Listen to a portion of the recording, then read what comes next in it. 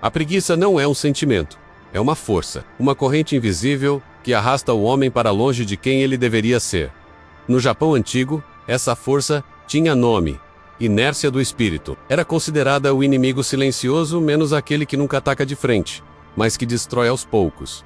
Musashi a conhecia bem. Ele dizia que o verdadeiro perigo não está na fraqueza do corpo, mas na hesitação da mente. A hesitação mata, não com violência, mas com lentidão. Os samurais entendiam que a preguiça não surge do nada. Ela aparece quando o ritmo interno se quebra. Quando o corpo para, a mente adormece. Quando a mente adormece, o espírito se dobra. Por isso, o Japão desenvolveu métodos tão intensos para manter o ritmo do guerreiro desperto. Métodos que não dependiam de motivação, dependiam de ritual. Musashi treinava em um fluxo contínuo. Ele não esperava vontade, não buscava inspiração, não negociava com o cansaço. Ele se movia porque se movia. Ele dizia: a ação gera clareza, a quietude gera dúvida. Para ele, o maior erro do homem moderno é esperar sentir algo antes de fazer algo. A cultura japonesa sempre soube disso. Os monges zen repetiam o mesmo princípio. Primeiro mova. A mente acompanha depois. É por isso que suas práticas eram construídas em torno do corpo, porque o corpo desperta o espírito muito antes da mente querer acordar. A primeira técnica japonesa usada para destruir a preguiça era o misogi, menos a purificação pelo desconforto. Monges e guerreiros caminhavam até cachoeiras geladas e se colocavam debaixo da água, deixando o choque físico quebrar a letargia interna. Para eles, a preguiça era uma poeira que se acumulava na alma, e apenas uma experiência direta de vitalidade podia dissipá-la. Misogi não era sobre heroísmo, era sobre voltar a sentir a vida com força. O corpo acorda, a mente desperta, a inércia perde poder. Mas o segundo método era ainda mais profundo. Shuji, o treinamento extremo. Shuji não exige força ex-entrega. Significa treinar além do ponto de conforto, além do ponto de cansaço, além do ponto lógico. Era o caminho da transformação, onde cada repetição era um golpe contra a preguiça. Os espadachins treinavam 1000 cortes antes do amanhecer. Monges caminhavam quilômetros em silêncio absoluto. Arqueiros praticavam kyudo até que o arco parecesse uma extensão da respiração. Shuji destruía a ilusão de que você precisa estar inspirado para agir. Ele provava o contrário.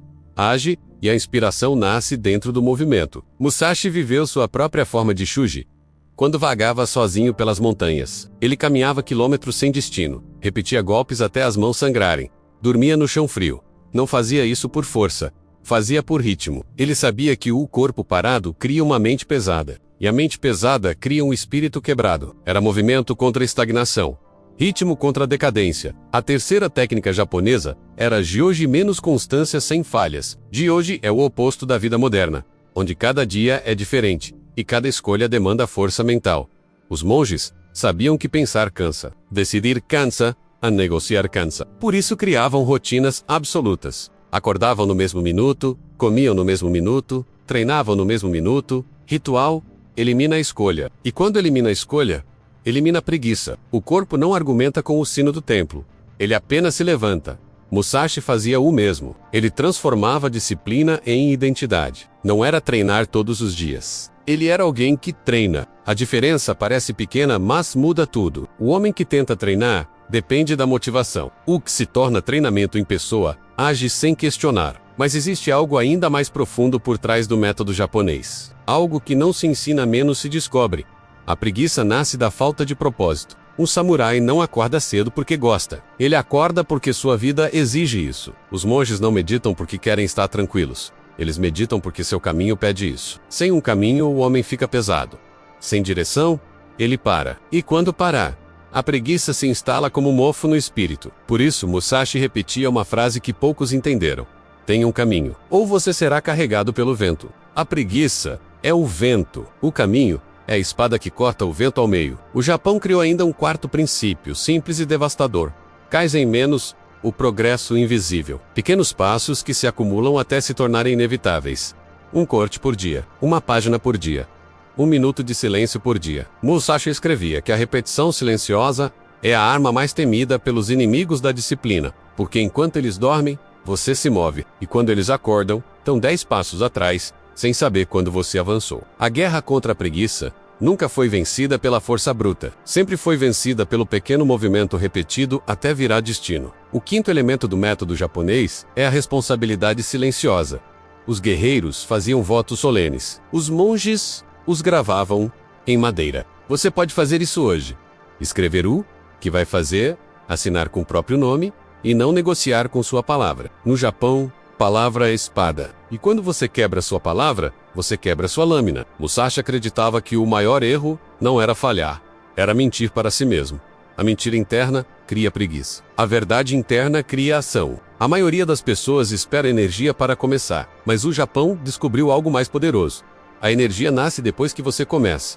Movimento gera movimento. Uma pequena ação cria um fluxo.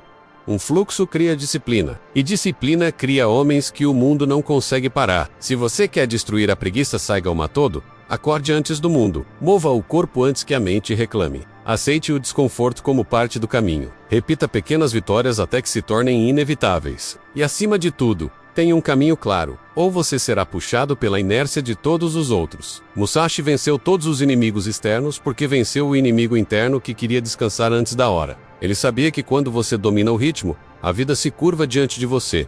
A preguiça é apenas a ausência de ritmo. Dê o primeiro passo, depois outro, depois outro. É assim que samurais são formados. No fim, você perceberá que não estava lutando contra a preguiça.